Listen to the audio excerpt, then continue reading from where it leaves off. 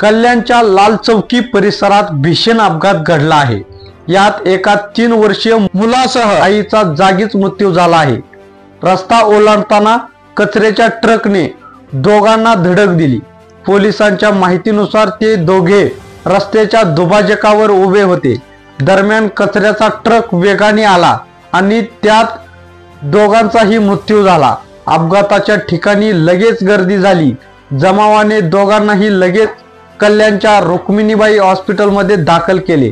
रुग्णालयात पोहोचल्यावर डॉक्टरांनी त्यांना मृत घोषित केले। मृत बालकाचे नाव अंश वय 3 आणि त्याच्या आईचे नाव निशा सोमेश्वर वय वर्ष 39 असे आहे। लाल चौकी परिसरामध्ये 8 जानेवारी सकाळी 11च्या सुमारास हा भीषण अपघात झाला आहे।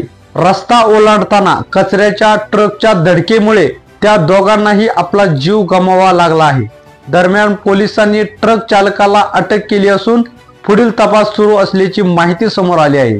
अपघातामध्ये जीव गमावलेल्या मुलाचे वडील अमित सोमेश्वर हे बंगळुरूमधील एका IT कंपनीमध्ये कामाला आहेत। अपघात होण्याच्या 1 तासापूर्वी मंगळवारी 7 जानेवारी ते कामासाठी बंगळुरूला रवाना झाले असल्याची माहिती पोलिसांना कुटुंबियांनी दिली।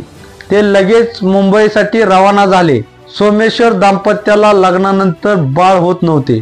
15 वर्ष प्रयत्न केल्यानंतर त्यांना मुलगा झाला असे नातेवाईकांनी पोलिसांना सांगितले।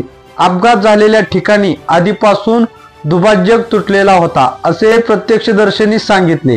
दरम्यान कल्याणचे माजी आमदार प्रकाश भुईर यांनी मनसे कार्यकर्त्यासह अपघाताच्या परिसरात आंदोलन केले। रस्त्याचे बांधकाम नीट न केल्याने रस्त्याची देखभाल न झाल्याने हा प्रसंग घडला असे त्यांनी म्हटले आहे।